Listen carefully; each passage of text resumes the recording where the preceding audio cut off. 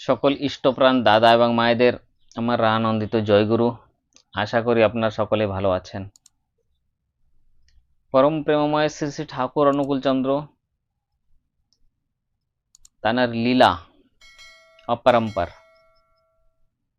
অনেক ঘটনা আমরা এর আগে অনেক ভিডিওর মাধ্যমে আপনাদের পর্যন্ত পৌঁছানোর চেষ্টা করেছি। এই ভিডিওর মাধ্যমেও একটা ঠাকুরের বাস্তব ঘটনা আপনাদের সম্মুখে তুলে ধরার চেষ্টা করছি। আষাঢ় মাস ছিল তখন। আষাঢ় মাসের সময় পরম প্রেমময় শ্রী ঠাকুর অনুকূলচন্দ্র এবং যতীনদা অন্য ভক্তবৃন্দরা বসে কথাবার্তা বলছিলেন। শ্রী শ্রী ঠাকুর হঠাৎ যতীনদাকে ডেকে বললেন, যতীনদা, আমার খুব খিদে পেয়েছে, আপনি অতি শীঘ্র ভাত রান্না করুন এবং আমাকে খেতে দিন।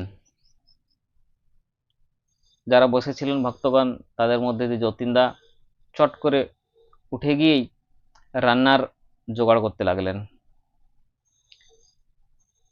বাইরে একটা নিম গাছের নিচেই প্রতিদিন ঠাকুর বিকালবেলায় সবার সঙ্গে বসে কথাবার্তা বলতেন এবং সেই নিম গাছের পাশেই শ্রীযুক্ত যতীন দাদা একটা চুলোয় রান্না করতে শুরু করে দিলেন।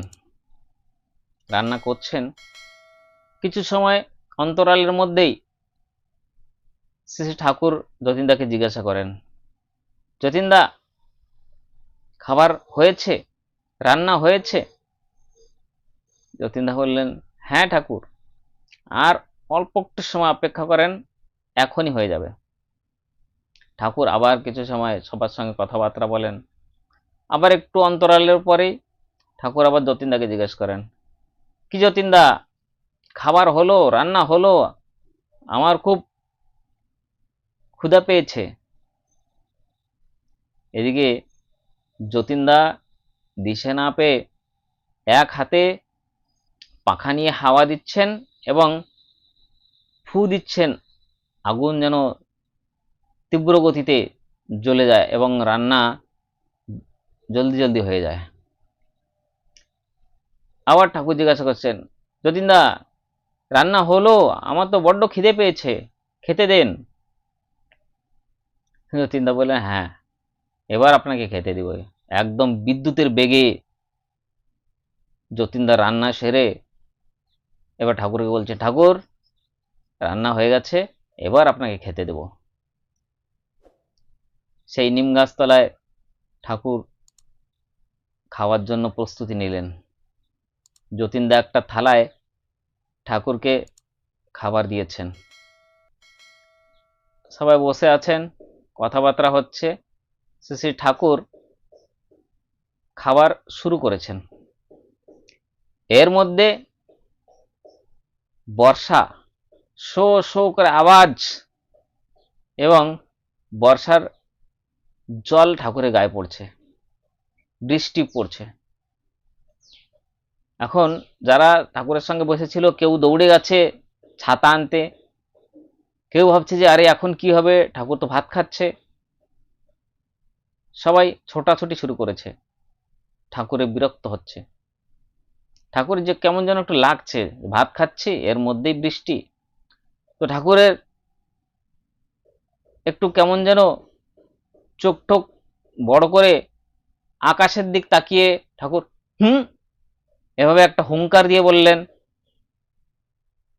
আর কি যেন ঠাকুর উপরের দিকে তাকিয়ে বলতেই বৃষ্টি একদম থেমে যায়, আর বৃষ্টি দেখা যায় না। বৃষ্টির একটা ফোঁটাও আর কোথাও দেখা যাচ্ছে না, একদম থেমে গেছে। সবাই দেখে অচম্বিত যে এ কি ঠাকুরের লীলা। ঠাকুর যদি চান তাহলে অসম্ভবকে সম্ভব করতে পারেন। ঠাকুরের এত প্রচন্ড খিদে পেয়েছে, তার মধ্যে যতীন দাদা এত তাড়াহুড়ো করে বিদ্যুতের বেগে রান্না সেরে ঠাকুরকে খেতে দিয়েছে, আর বৃষ্টি এসে ঠাকুরকে বাধা সৃষ্টি করছে। পরমপিতা কি কখনো এই চান? এটাও তার একটা অপূর্ব লীলা। আর এই লীলার মাধ্যমে তিনি বলেছেন যে অসম্ভবকেও সম্ভব করতে পারে ইষ্ট আদর্শ ভগবান ঠাকুর। তাই তিনি সবার জন্য ইষ্ট আদর্শ। তিনি ভগবান। ভগবানের শক্তির তুলনা করা যায় না। সাধারণ লোকে তো বিলকুল তুলনা করতে নেই, সেটা মহাপাপ। তাই পরম প্রেমময় ঠাকুর অনুকূলচন্দ্র